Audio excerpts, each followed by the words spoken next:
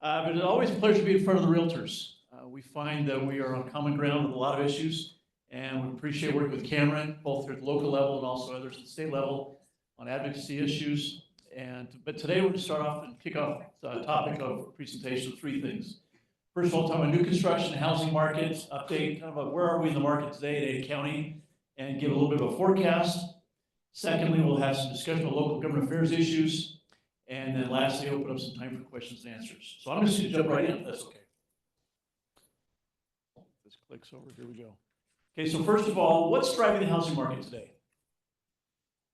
There's probably a lot of things, right? So I look at two primary things, at least for me personally, that are really probably two of the biggest key drivers of the market today.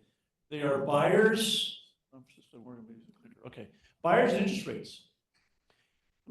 Buyers, let's start with that one. Idaho for the last 7 or more years has been #1 or the top 2 fastest growing states in the country. Well, this last year was #4. That's still pretty fast, right? And of course, we know lumber, not just California, moving from other states as well. I'll get to some of that a little later in the presentation. But that is one of the big drivers. And if we start declining in population growth, that'll have, I believe, a big impact on the supply and the overall inventory counts, that kind of stuff as well. But right now, as long as people keep moving here, we have more buyers. They need a place to live. So that's a big driver. The second is interest rates. Starting in spring of 2022 was clearly the start of a change in the market. And you can see with this chart here that interest rates really started bumping up. They've been pretty high for the last over a year from now. We all know that. But that drives a lot of things. It's not just mortgage rates. It drives builders' carry costs, developers' construction carry costs as well. Anything interest rate related is now, that line item on the spreadsheet is more than double, right? So that's a big impact on the cost of construction. So I'm going to go through a few slides. First of all, sales.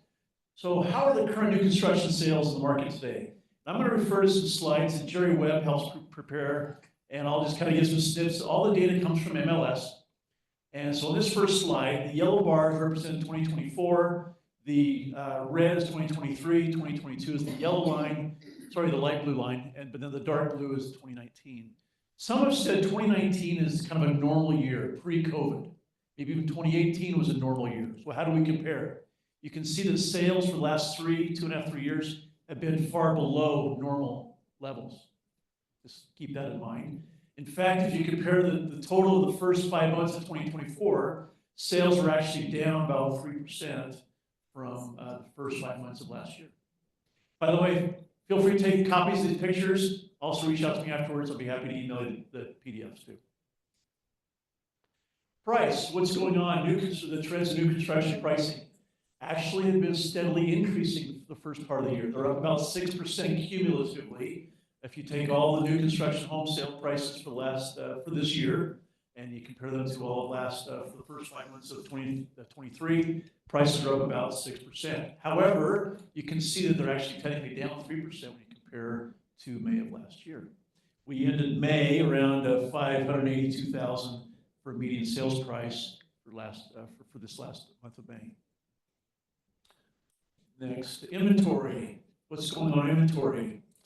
So this is a really interesting dynamic that's occurring. Again, remember 2022 spring, interest rates were starting to go just spiking up and inventory followed. So look at the light blue line again, that's 2022. You can see that inventory started spiking up pretty quickly. Builders started pulling back a little bit. Everyone's like, what's going to happen? We don't know. And so inventory leveled out around 2019. We thought, okay, maybe that's okay. Then they dropped through the red line as 2023. So inventory has been pretty steadily flat or increasing through all last year. But you can see that technically inventory is up 16% compared to last year of May, 630 versus 540 approximately. However, it's pretty flat for the whole year, and that's a good sign. Inventory is not spiking throughout the year. We'll see how it goes the rest of the year. Sometimes sales will influence that, but that's a good indicator of a strong market. Inventory is not increasing. It's pretty flat for the first 5 months of this year. And now here's some information that is proprietary. I'm one of the few who actually gather this information, and that's building permits. What's actually going on in the marketplace today? So this is over the last 12 or so years, total single-family building permits in all of Ada County. And you can see a long, steady increase for the first, 2012 through 2020, and then a drop, like I mentioned, in 2022, and then a little bit of an increase in 2023. The blue bar is single family, the red is multifamily. And so the 2024 is for the first 5 months, okay? Just make sure you know that. That doesn't show a big drop off. In fact, if you follow that number, if you multiply that out, it projects to be slightly more for 2024 by the end of the year than what we had for all last year. So I think we're on track for a slight increase of single-family building permits this year. Come on in, you're welcome to be here. However, look at the red line. Multifamilies dropped off the cliff. There's a lot of reasons for that for this past year, and that's mostly because it doesn't pencil. Investors, multifamily builders will all tell you the term is pencils down. It's so far off, not even close, the analysis. Rents are softening, costs are still up, regulations up, which is again, is more cost, more time delays. Cities don't get it. I'll say it again, cities don't get it on the regulation side. Having said that, I know I'm being recorded, I'll say it to the paper. Cities don't get it. Did I say that enough, right? Okay, cities really don't get it. They're part of the problem with regulation today, for sure. And so having said that, multifamily permits are down substantially so far this year. You broke that by city. The red line is City Meridian. You can see they are the lead every single year. That's where most of the growth has been in the county. Interesting stat, though, the black line is Boise. Now they're number 4 last year. They had the 4th highest number of single-family permits. Both Star and Huna had more single-family permits last year than Boise did. And based on the trends I'm seeing so far, Eagle might pass Boise this year as Boise continues to decline. Question, go ahead. So does that include ADUs? That's all single-family building permits. However, the answer to that is yes. It's not multifamily. And every city is a little bit different. If it's a duplex versus a triplex or fourplex, sometimes they follow those differently. I don't think they put ADUs. But I think ADUs would be a separate category. Not a lot of those, but there are some of those in Boise. Mr. Finley knows a little bit about ADUs. Okay, multifamily next. You can see most all those are Boise and Meridian. Boise has had more multifamily permits than Meridian in the last 3 years. Okay, what's the trend? I want to spend just a minute or two on this. I think this is really one of my more favorite charts as far as a technical analyst. I didn't get in my background, that's okay. I'll tell you if you really want to know. But is this a seller's market or a buyer's market? Just think about it, right? Raise your hands who thinks it's a buyer's market. Couple of hands who thinks it's a seller's market. Who thinks it's neither? Okay, really? Okay, it depends on that. Way more hands of neither. Okay, that's really good. I appreciate that.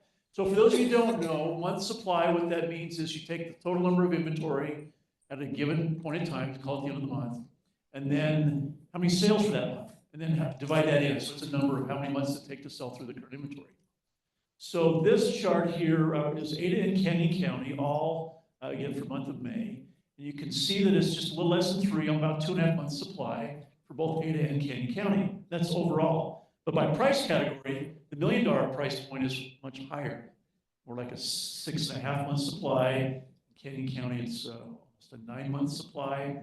Some say that a normal market is between a 4 and 6 month supply. Some don't like that number 6 because we've been so far away from 6 for so long. 6 scares people. My home doesn't sell in 2 weeks. It's the realtor's fault. You've probably heard that before. If you haven't, you'll hear it. But I'm sure you've heard it, right? But by the rest of the price categories are all in that range of about 2, maybe a 3-month supply. So it's low. So how long does it take to build a house? How long does it take to build a house? Question was asked. It depends on the size, but it's minimum 6 months. Maybe I'll look to Burgess Building Company expert. Is that fair? 120 days. Okay. From permit to CFO. So it's 6 weeks for permit because of the jurisdiction. Not so much anymore. Okay. Meridian used to be the best, but there's other things. Did we answer the question on whether it's a buyer or seller's market yet? I'll get it here soon. Thanks for asking. I didn't miss it. So let me show you the trend line here. Now, great question. I appreciate follow-up.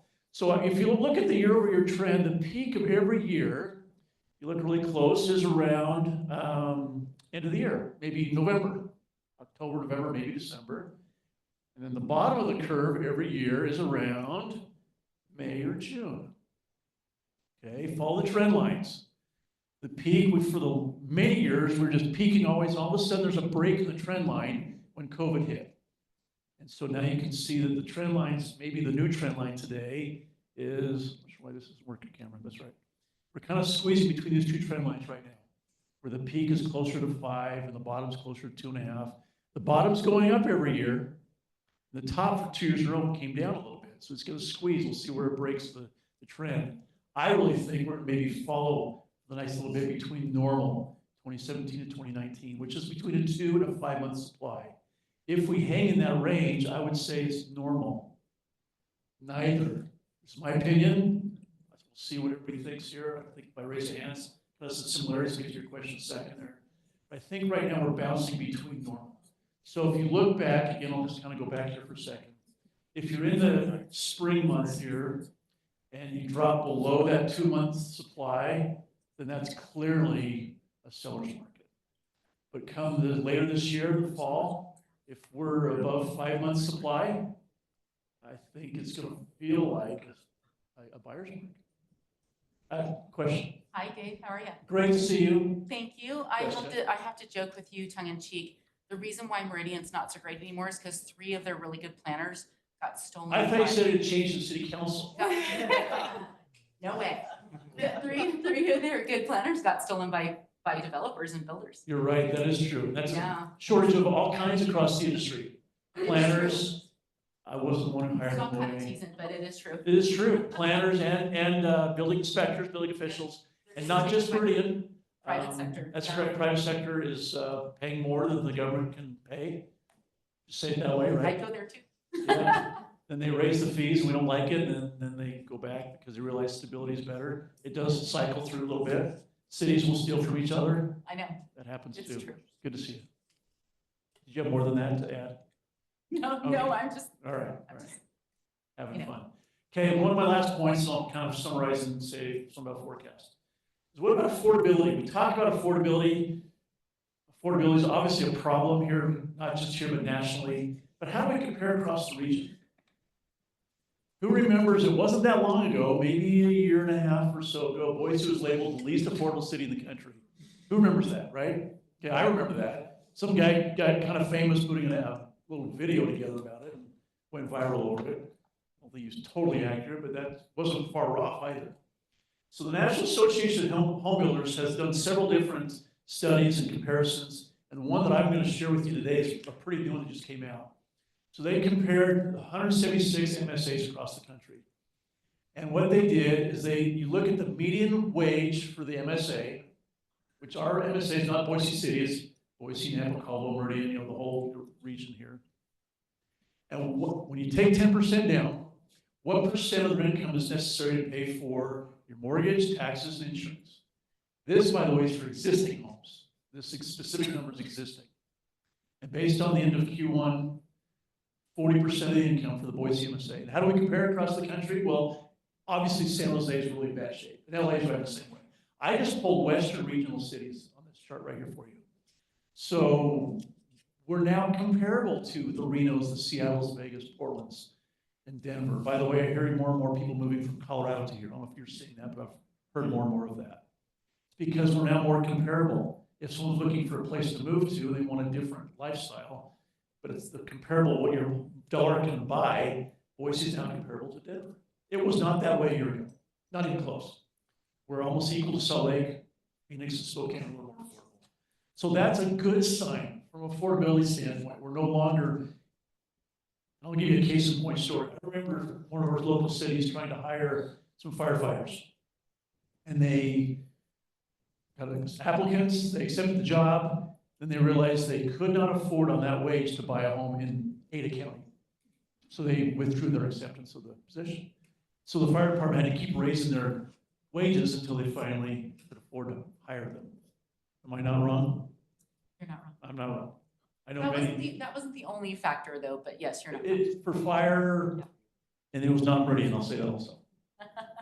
Okay, here's a map showing all the cities. We are no longer hot red, we're now pink. Because of other cities across the country. Okay, quick summary. Sales are down about 3%. Year over year comparison, prices are up 6%. You'll notice my traffic signal, green, yellow, red. I think prices, hopefully they'll hold the rest of the year. Permits are up, which I think is strong. They're steady this year, which is great so far. Inventory is up. Hopefully they stabilize. I think there's a chance it'll go up a little bit more the rest of the year. Month supply is in a normal range, which is nice to be as low as it is this time of year. Hopefully we don't go above 5 by the end of the year. I think that'll be an interesting case if it does. And affordability, I left it in red just because it's still unaffordable. It's pretty hard for local wages. And trending in the right direction though, relative to the region. So what's my forecast? At the start of the year I said this, I'm still saying the same thing. If you may recall, the Federal Reserve, they talked about a soft landing in the economy. And I've shared this with a couple of you in the room, but if you think of an airplane, nice soft landing sounds nice. Think of it from a market perspective. It's a nice, steady decline. Take out the word nice. Steady decline until it finally lands. I think that's what we're experiencing. So call it a soft landing. That's better than a bounce. It hurts like 2008. But I think the inventories will be flat and maybe slightly increase over the next few months. Sales will continue to be slow or flat and take longer to sell homes than they did traditionally. But hopefully we'll see an increase by the end of the year once interest rates, if they do, start increasing, if not the end of the year, first of next. Prices, I also think, will follow a normal trend like you see nationally, where you have small increase in the first half of the year, and they start to be flat or even decline by the end of the year. Pay attention, you have already seen some builders do this, where they start lowering their prices. Those volume builders have volume, they have a machine. They have to keep that machine going, and so I wouldn't be surprised to see a little bit more price competition there. With that, that's kind of the end of my piece. I can save questions at the end a little bit later if you like, unless there's any hot questions you have to ask. Have you seen, Chris, go ahead. So do you think because Then I'll hand this to you.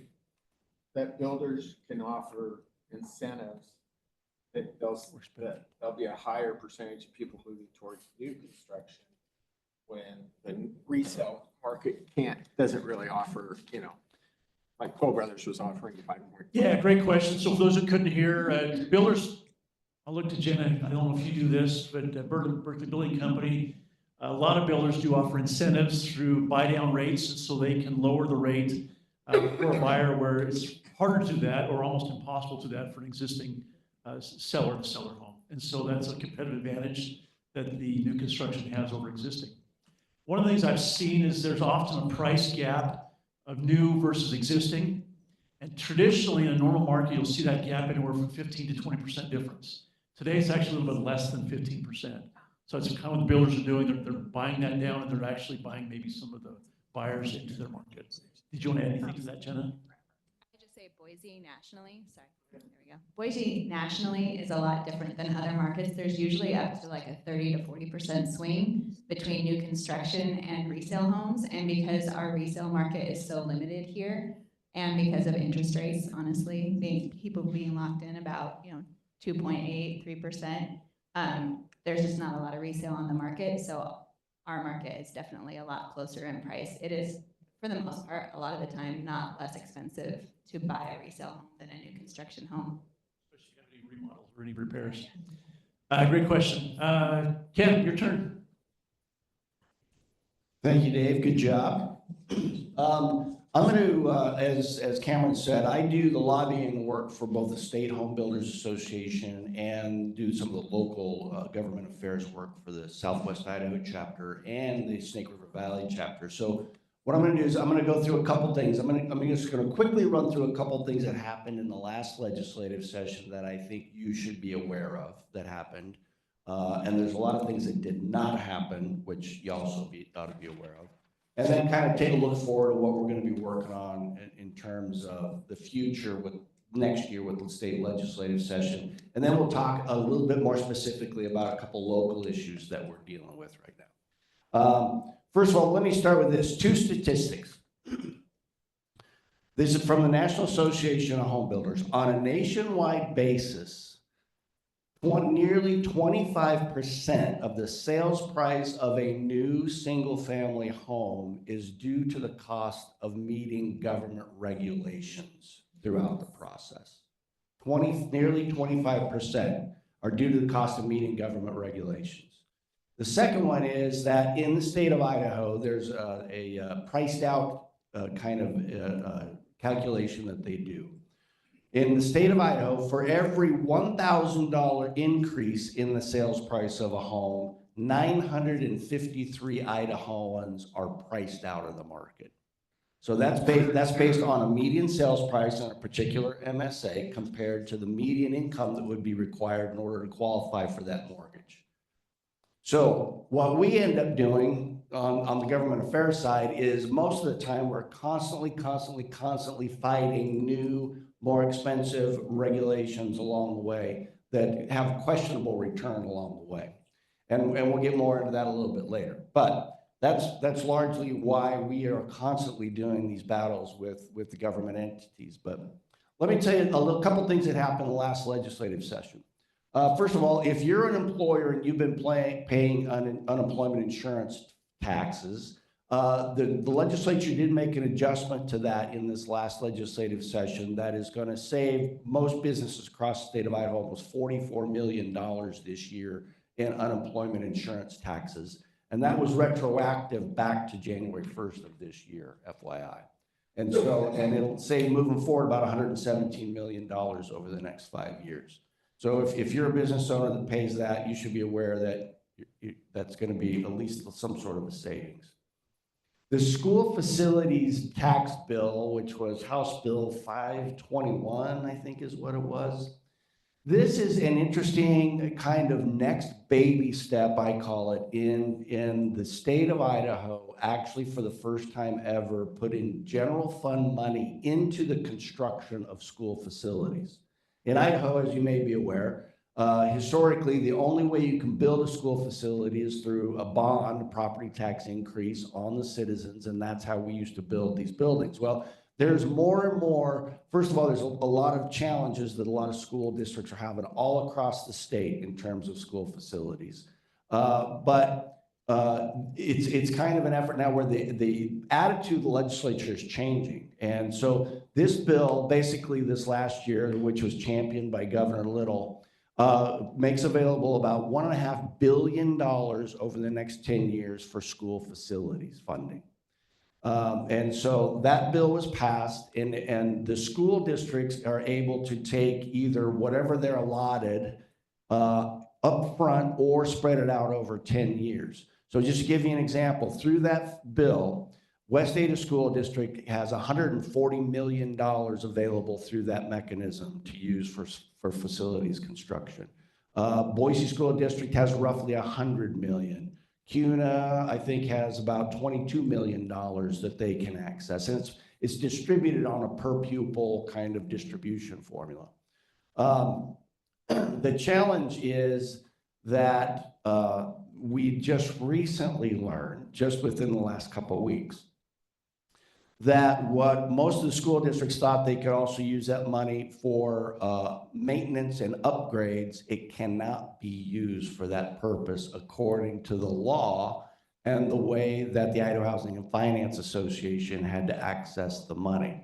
And so now if you're getting, let's say you're Castle Ford School District and you're getting $2 million, well, you can't use that for maintenance. You have to build something new.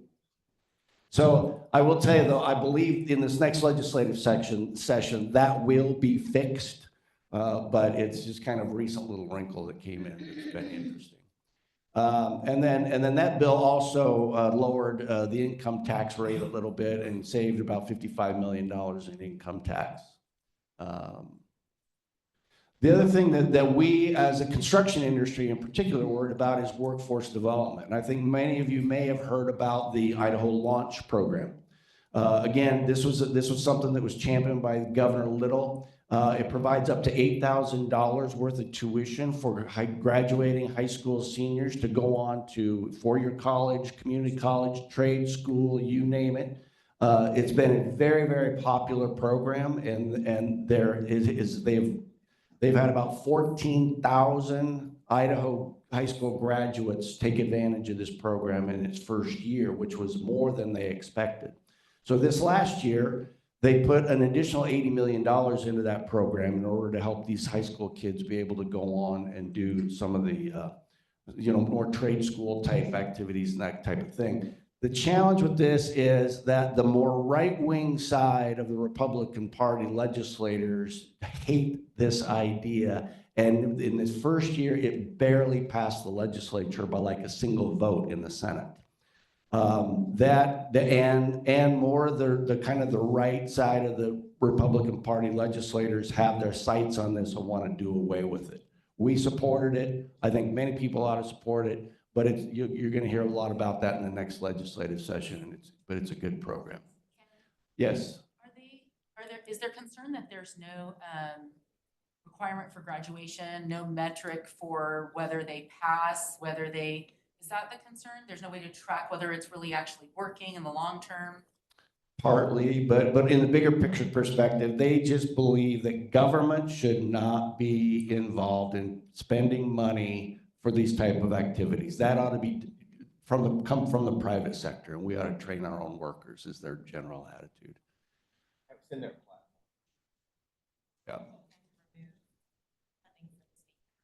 Correct. Yeah. Anything past high school, no government funding for education. There's a couple things that happen with homeowners associations, and right now there's this interesting kind of swirl going on as it relates to homeowners associations and Idaho's laws as it relates to regulating homeowners association, which is virtually non-existent. So what we're seeing is this trend that we've got new people coming here from other states who have lived in other states where homeowners association regulations are a lot tighter.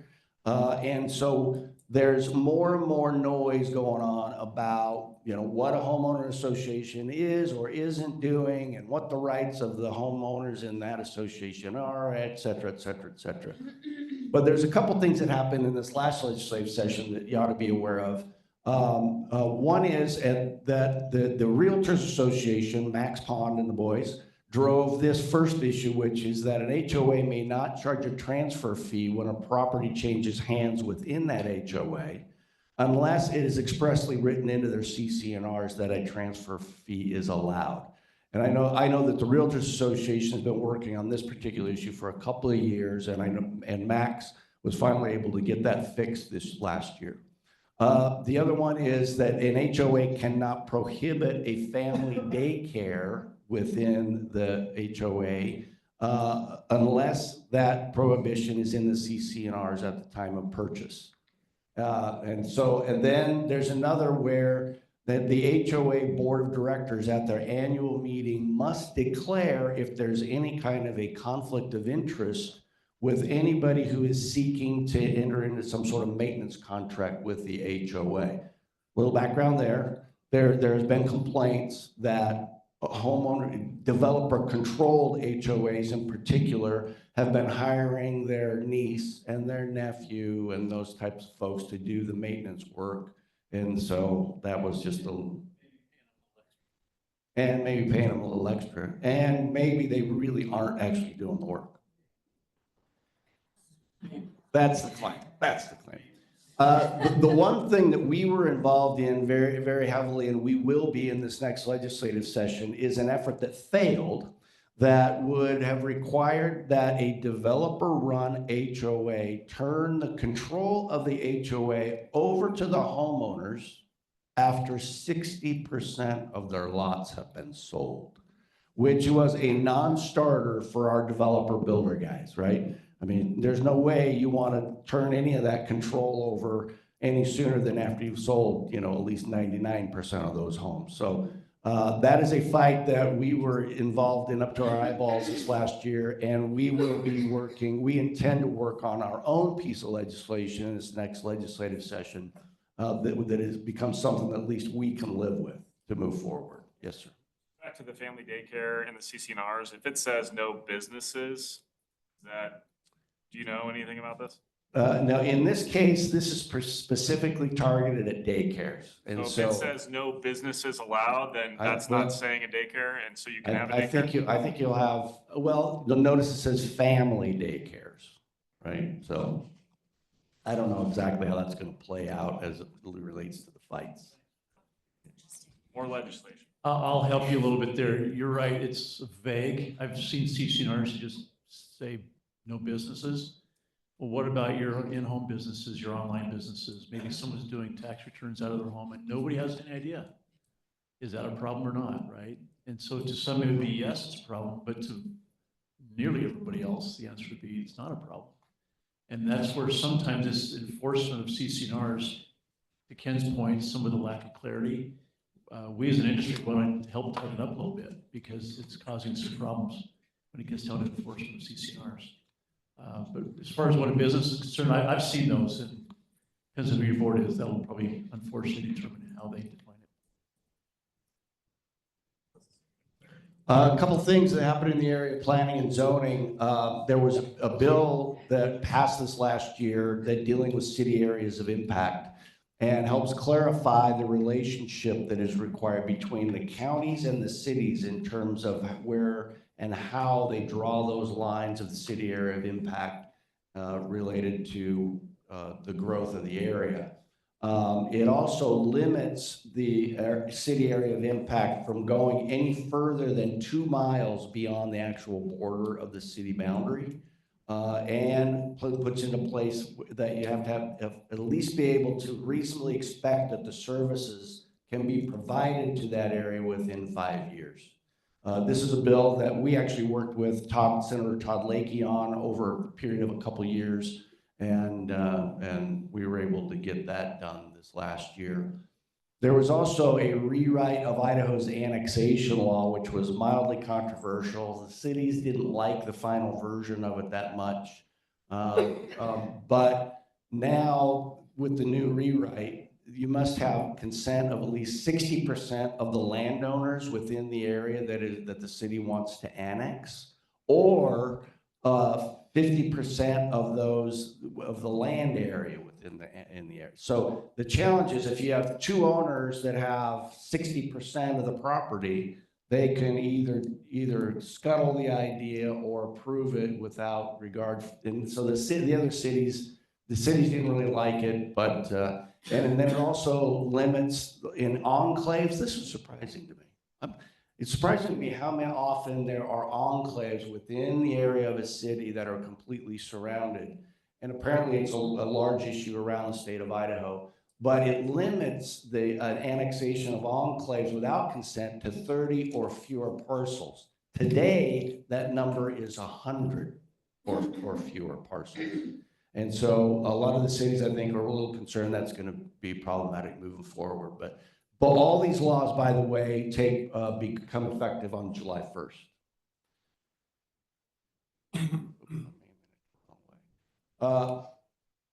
So looking forward, we have a couple things from a home builder's perspective that we're working on. And I will tell you, too, that between us and Max and the Idaho Realtors and the Associated General Contractors and Wayne Hammond and those guys, the 3 of us are always constantly triangulating with each other so that I know what Max is trying to do on behalf of the realtors. He knows what we're trying to do on behalf of the home builders.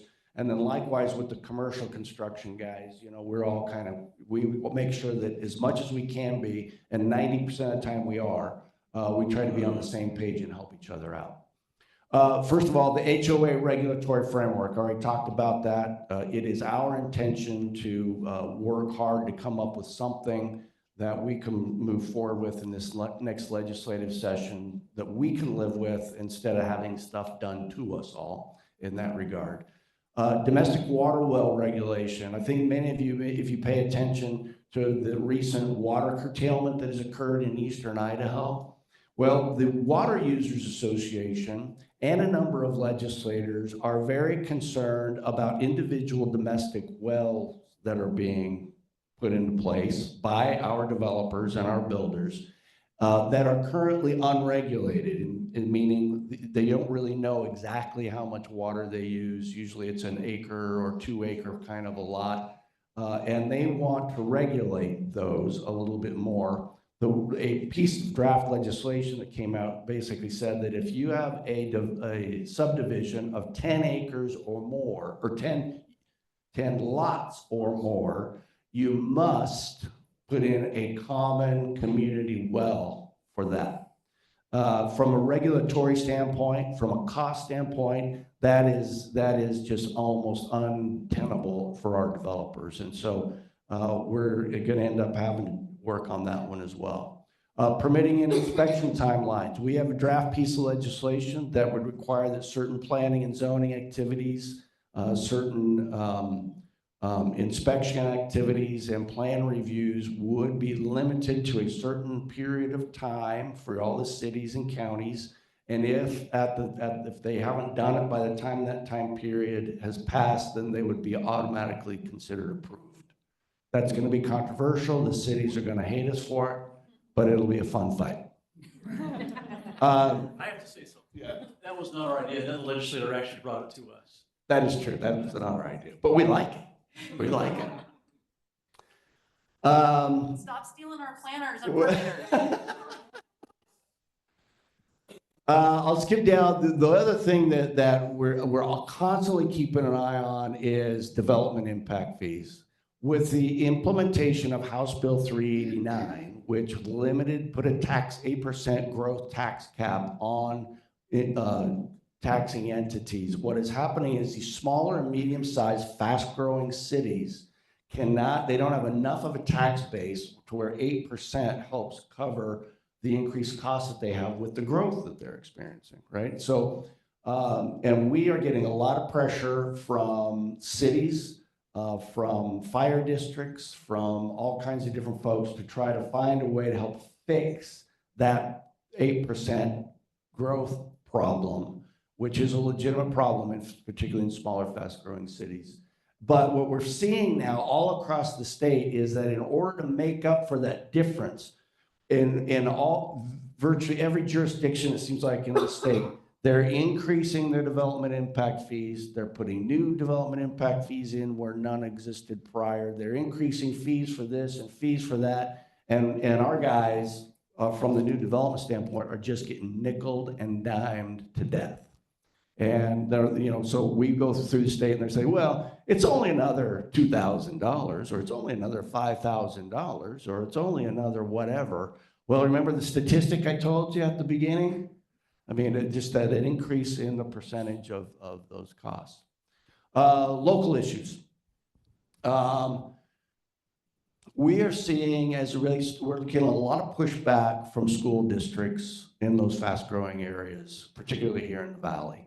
CUNA, Middleton, the CUNA School District, I think many of you may be aware, have implemented a policy that says that if a developer comes in with an application for a new development, that they have to pay a voluntary mitigation fee to the school district to the tune of $3,200 per door. And if they pay it, this district will not oppose the application at the city council hearing. If you don't pay it, they show up in force and very aggressively oppose the application. And so we have been involved in a fight with the CUNA School District over the last really 2 or 3 years in that regard. And then, of course, the complicating matters is they tried a bond that failed last year. They tried their levy that they had on the March ballot also failed this year. And so CUNA has now had to come up with a way to cut a bunch of money from their budget in this school year. Yes, sir. Is any of that money that you talked about earlier going to help this? No. You know, $3,200 a door, what can you do? You can buy buy a school bus, which some developers have offered to buy them school buses or desks or what have you. What they need to do is pass a bond. And so in Star, again, fast-growing city, right, with a small base, they get that 8% cap thing is causing them challenges. As they are moving forward, they could not hire the police officers and the firefighters that were needed to accommodate the growth that they're experiencing. And so to the mayor's credit, Mayor Chadwick came to us and said, guys, I got a problem. If we can't find a way to find this money above this 8% growth cap, we're gonna have to start limiting the available permits in the city of Star. So our guys, Southwest Idaho Home Builders Association, voluntarily agreed to pay, what was it, $2,800? 2,300 per permit to put into a fund for the purpose of hiring police officers and firefighters. That was a 2-year temporary deal, and we're coming up at the end of that 2 years now. The mayor has now come back to us and said, well, now, you know, this is working, but it's not enough. And based on our projections, we basically want to triple that now to, well, $8,000 is their proposal. Six. So we're in the middle of that discussion right now with the city of Star. The alternative is that they may find some way to limit permits. And then in Eagle, yes, sir. Yes, ma'am. So this all ties into that 8% cap that you talked about. And this is where, like, the city of Meridian, we've lost $1.5 million every year because of this 8% cap, which did limit our ability to also hire firefighters. And I don't know if most people know, but Meridian ends up responding to like a third of Star's calls, which Meridian taxpayers are now paying for because Star and CUNA and Eagle, also. they can't, those cities are not unfortunately preparing well. And so now you have these taxpayers that are now covering costs for other cities. But why do they not just, I know that they've got a cap on growth, but they also can increase the property tax base just by their budget. I know it's not popular and the legislature has been pushing to decrease property taxes, but that's where the cities are getting stuck in a rock and a hard place. So you may not know, but was that a conversation that the home builders had with Mayor Chadwick? We are in constant communication with Mayor Chadwick, including next week. We'll meet with them again. It's our understanding that this difference is actually the gap. So they're already raising their full budget amount. I forget the number, if it's a 3%. They raised the full budget, the maximum, and this fee covers the extra that's how short they are. But we also think their formula's off a little bit. We're going to work to see if we can lower that. We did last time and they agreed. We're hopefully they'll agree to us this time too. Doesn't it also have to do with how new construction probably? So that's the other part. Thanks, Chris, is that they only give them, the taxing district, 90% credit of new construction. Also, the timing is when it gets recognized as an increased value. So for the first year, they don't get credit, even though the home's there. It doesn't get booked onto the rolls until the following year. And so those two things are working against the jurisdictions too. I'll tell you just one side note. City of Middleton.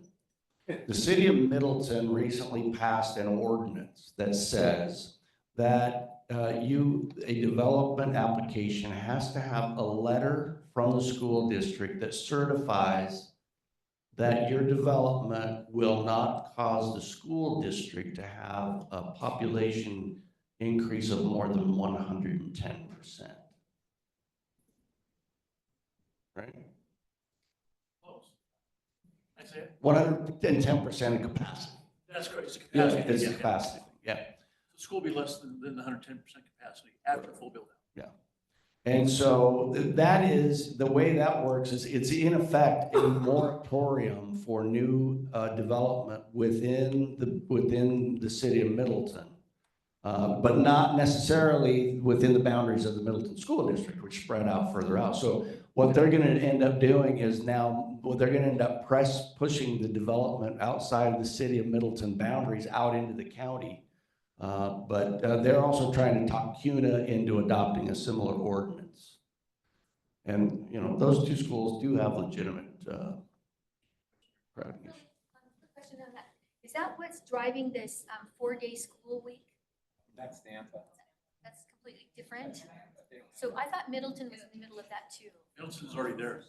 I think Middleton, yeah. It already does it. Just Nampa's new this year. And then just one other little issue, Eagle water capitalization fees. Dave and I spent 2 hours in a meeting yesterday with the city of Eagle They are revamping the way that they are charging developers and how to pay for the possible replacement of their water systems.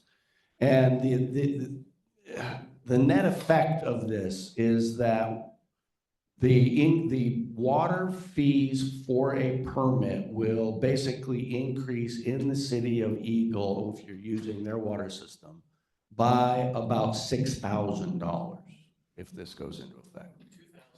Yeah, from 2,000 currently to 8,000. Did they sell their water system? That was, they sold part of it. So Veolia takes over part of it. Eagle, they've got a screwy system there. City of Eagle has about 4,000 customers of their own water system in the city of Eagle. Veolia has part of it. Another water system has part of it. But, you know, this is just, again, just an example of just the day-to-day, every time we turn around kind of thing that affects affordability and, as Jenna likes to call it, attainability, housing attainability. This, by the way, is not biller hookup fee. This is developer paid fee.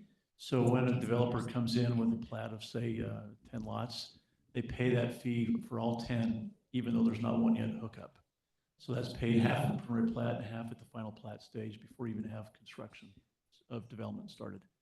So again, maximize that, call it 100 lots. That's a big increase, $6,000 per house. If nationally it's 25%. Say that again. Nationally, 25% of the home cost is government regulations. What do you guys estimate it is locally? Do you have these numbers? No? We don't have We don't have exact, but right now it feels like it's going up more than the national average, actually. What was that? Star especially. Well, Star, it depends on the city. Thank you. Yeah. So you have like Star, and it depends on the moratorium. You can put interest on that forever. Star and CUNA. Star Fire District just increased their.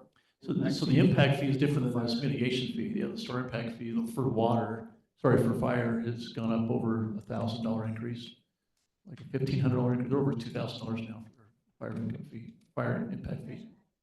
Retroactively, thank you, Jenna. That's what you're hearing. Here, building permits are about 28,000 Per house, yeah. per house. Yeah, And actually, the building permit is $3,000. Yeah, and then there's all these other impact fees, park, sewer, hookup, whatever. Cameron, you're watching this, because I know we're limited on our time. Ken, you're about Well, done, right? we got 10 minutes left for our official Q&A portion of the program here. So I'm not sure if anybody's questions that didn't have the mic are going to show up on the recording. So just be prepared for that if you do get that afterwards. But I can walk around, hand the mic to anybody that has any questions. Like I said, we got 10 minutes. We don't have to go the whole time, but as long as there's questions. Okay. But I just have like a shameless plug here. I kind of love that, one, all these agents are in this room, and that you're coming to hear what the NHB and what the BCASWI says. At the same time, I love hearing the gasps, because we hear this all the time, but you guys not knowing it and on the broader spectrum is something we've been trying to bridge, this gap between realtors and BCA Southwest Idaho, at least, and if you're in Canyon County. This is happening all the time, and we're constantly fighting at 400 members. Just think what we could do with 500 or 600, 700, members. I mean, we're the biggest group of people fighting for pretty much anything as agents. So wouldn't it be great if everyone is a part of this? This affects everybody's life in here. If we cannot keep building, if we cannot keep costs down, we're all going to be out of jobs. So, I mean, I really just think it would be awesome if you guys would get involved and start coming to the meetings and become a member. It just makes us stronger as a unit to fight back to the cities, and we're getting there. We've done so much good things that you guys wouldn't even know, which is amazing. This group kept us essential during COVID, kept us in jobs and kept us building. So I would just love it if Jenna, if you could kind of give, as the president, kind of why it's important for them to really get involved, and how much you've seen change just in the time that you've been involved, and how impactful it's been, even just on the building side. That's a really good question. It just goes to show how building and all of legislation affects every single one of us. I hear all the time, well, it's no big deal. Developers and builders, they can afford it. Well, nobody builds houses or develops land for free. Like, we're not in the, I mean, some houses for free. Yeah. I built one. But overall, right, it's not us that's paying for it. It's the people that live here. It's children, it's our firefighters, it's our police officers. All of these things we're not doing for our greater good. Part of this is you take this role, it can't be self-serving. I made a comment to Dave, I'm like, I have this list of problems, but that's not what makes the problems for the BCA, right? My individual struggles. It's what affects all of us, and that includes we're fighting for all of you. We want you to be able to sell houses. We want to be able to provide housing. Our company itself, and I know Dave works on this tirelessly, is we really truly want to provide attainable housing. And I spend time in the cities talking to every member of building and planning and zoning, because some of the rules that they put into place just makes it impossible for us to deliver something that is dense enough, has enough parking to be, I'm dealing with a parking issue, and whether or not we can even build a house with more than 2 bedrooms, and what product type do people want. All of this affects every single one of you, and at all these meetings, and I'm guilty of it not showing up to some of these as well, is the fact that if it's just Dave and Ken showing up to fight these against all the neighbors that have complaints, it's not helpful. We don't have the impact that we should. So your involvement makes a huge difference. Being involved, we're working really hard on our communication. So notices of these meetings is a big initiative for us this year, making sure more people understand the things that are coming up in your communities so that you can help us. I mean, make it easy on a City of Meridian over there to say yes to us, because it's hard when a bunch of people show up in opposition and just professionals, builders and developers show up in either against it or for it, depending on what it is. So I think it's really important that we all are educated about what's going on with your homeowners. You mentioned pricing might go down. It can really only go down so much because the cost to build, it's not like we're making less money than we ever did, and house costs are rising because the cost of labor, the cost of materials, the cost of land, and for sure, the cost of all this legislation and regulation. So I would just say it's really important that you be involved, because we need bigger numbers.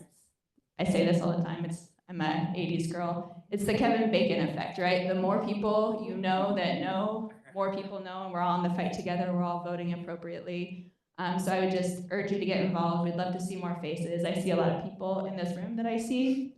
Lisa's joining us and taking a leadership role. Jen takes a leadership role, Julie. But Crystal, but we need more. So shameless plug for membership, but yeah, thank you. I'm not predicting a decline in pricing. No, sorry. But, For the seasonal. We have a supply problem. but you know what? You saw what happened to multifamily, right? If the prices don't work, then you just won't build until the prices do work again. Yeah. Have you ever considered putting that cost, government regulation in your marketing and your advertising? Like a sticker on a car so that we can see how much they're digging in? Maybe that would cause more than just people in the industry to get involved. And they could see that, and they could see that for this $350,000, $375,000, $400,000 affordable home, then you've got $20,000 or $40,000 into cost. So we can see that you can't build an affordable home, and let people understand that.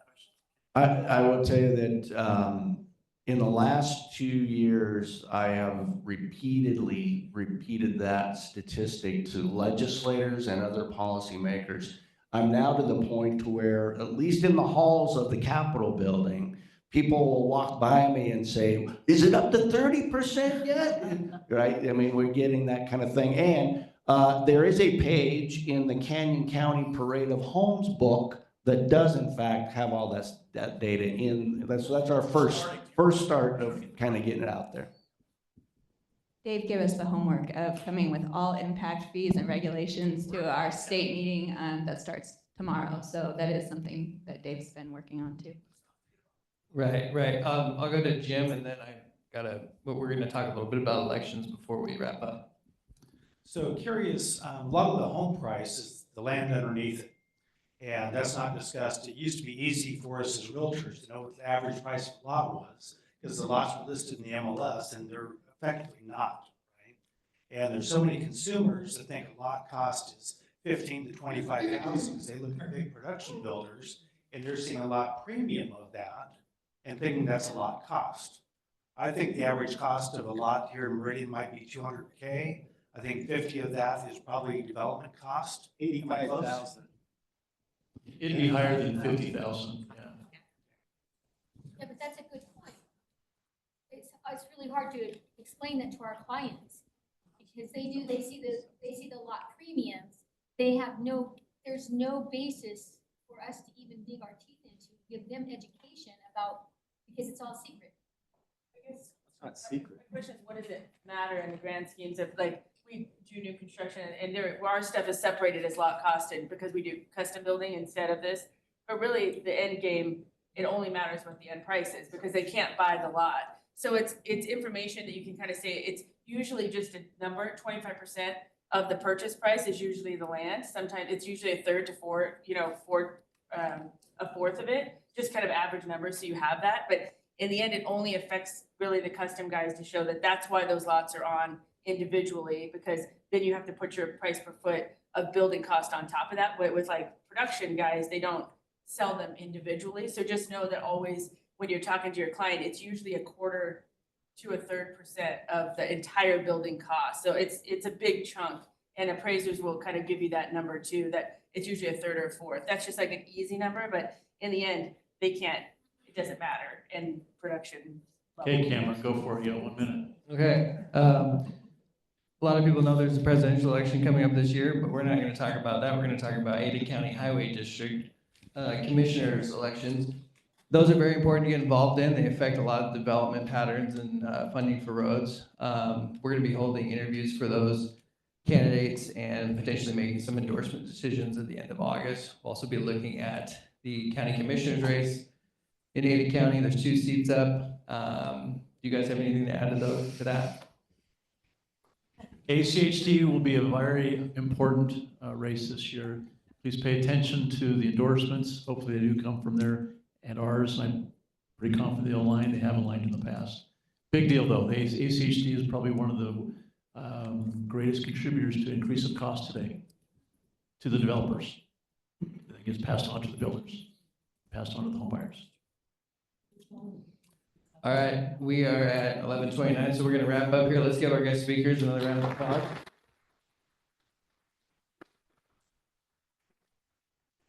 There's just a couple short reminders before you guys leave.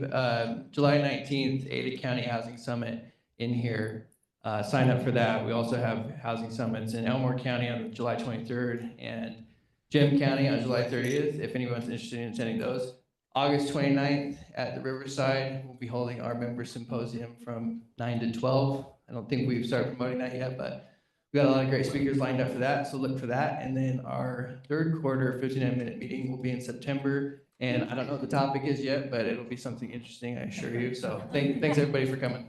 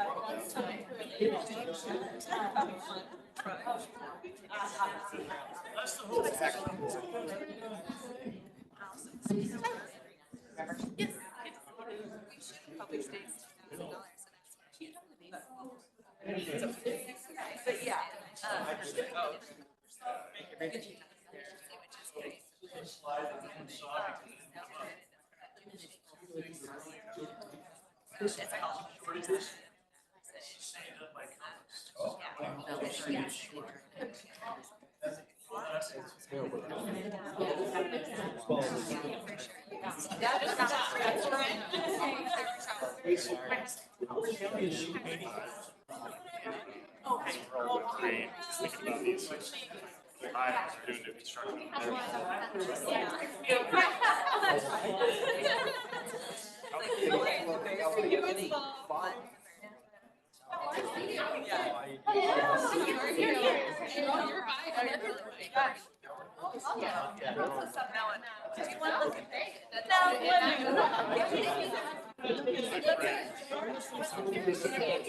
I got a builder over there. He thinks-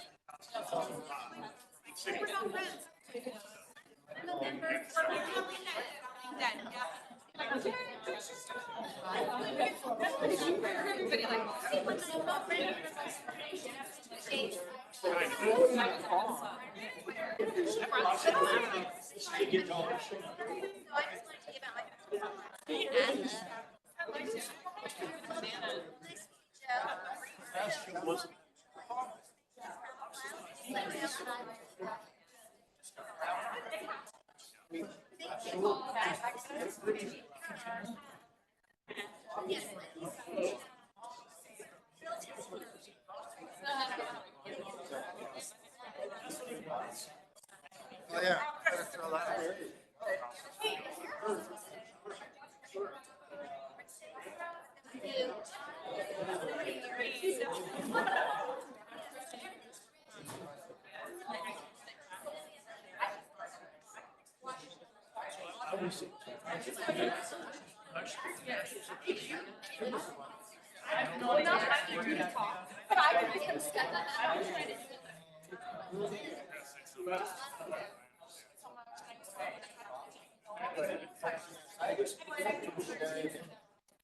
Yeah, well, that's the role for the area of impact. I was thinking about CUNA the whole time. I mean, they just went.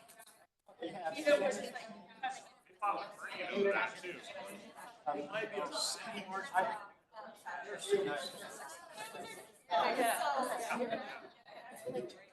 know that. 10 mile too, that's different.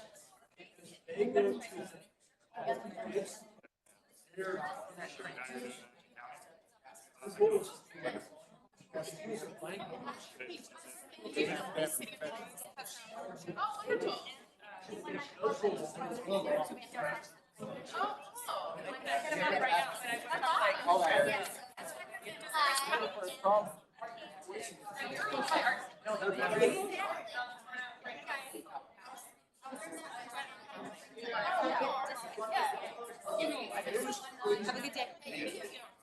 Oh, you're asking questions. Asking the right questions. I don't know what I'm supposed to there. Hey, we need you. Hey, if I call you, we short term. Okay. Yeah, furnished. Okay, sounds good.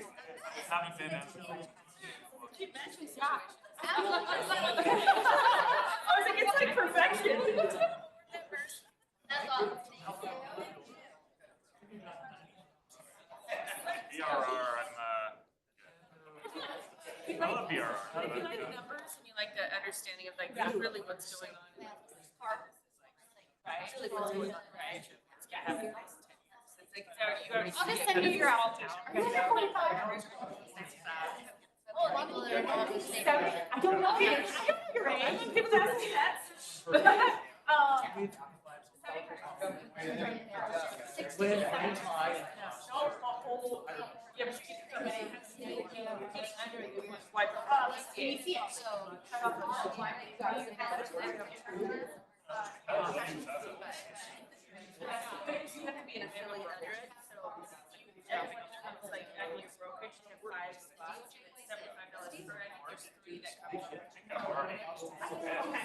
Yeah, just. You want it to.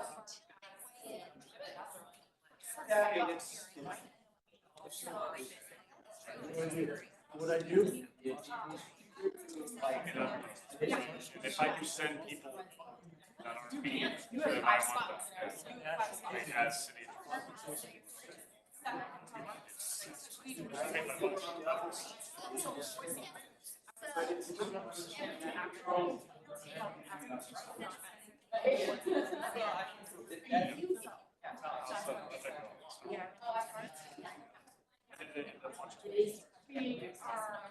Right now,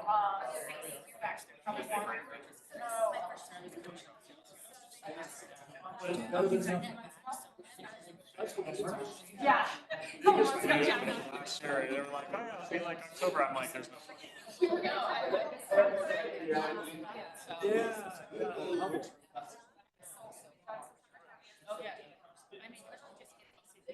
And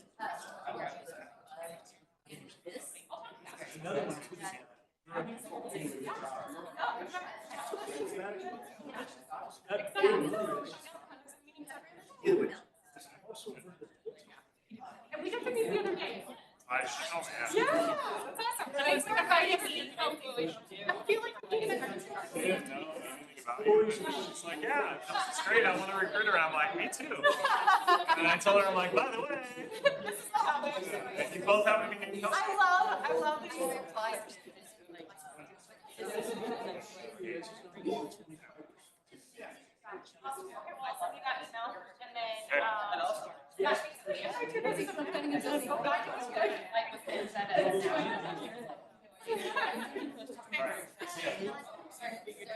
Yeah. It's like 80. Bye, ladies.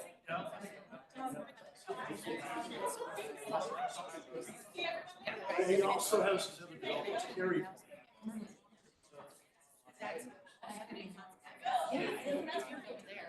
Oh, yeah.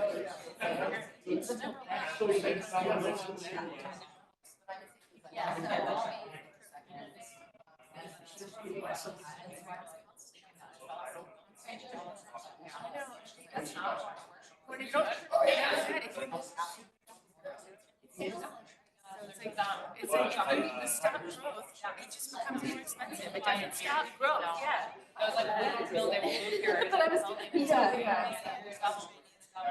Yeah, your kids are young too. Yeah, I got an affordable house, so affordable house. Yeah, it was intense. Thank you. Thank you for saying that. You get it. Yeah, exactly. Yeah. It's there all the time.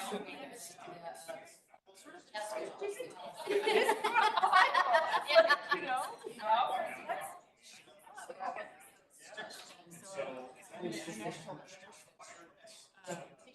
Exactly. This was not available.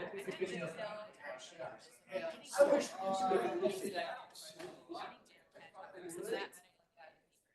It's kind of Just hearing these gaps. Just like I just said, is nothing. And look, we're early, right? Right, so when we go back and say, look. So I know the planners. Yeah. He said, if you don't join, I stop using you. I was like, oh, they did it. Yeah, they did it. And they were much more like, is it? Can I give you a Oh, I do. Yeah. They're doing all this stuff.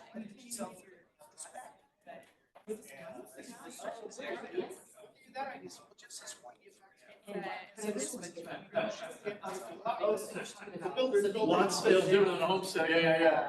Something that they're not.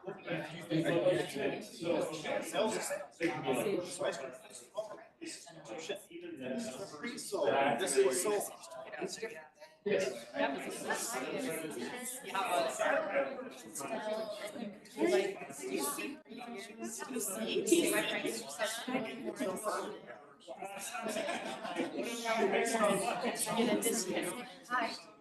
Well, yeah, it's.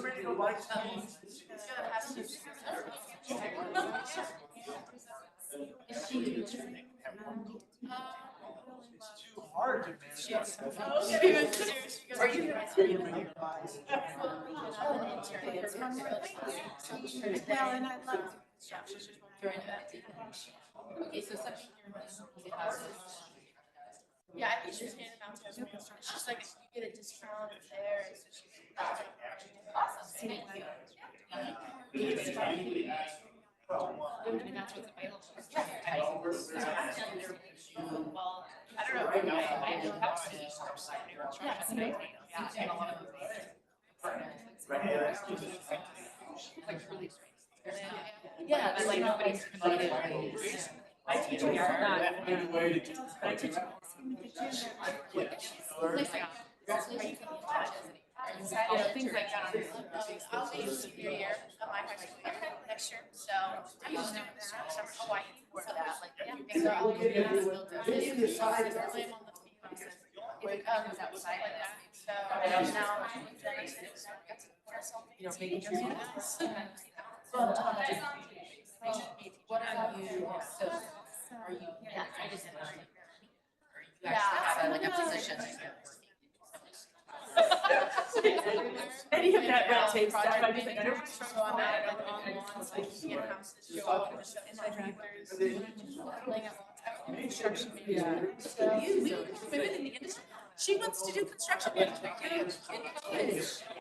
We need women in the industry.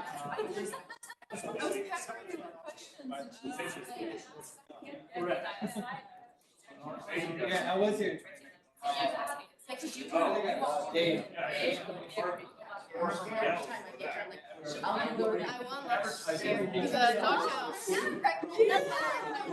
Every time I get one of the women. Changing lives over here is what you're doing. One doghouse at a time.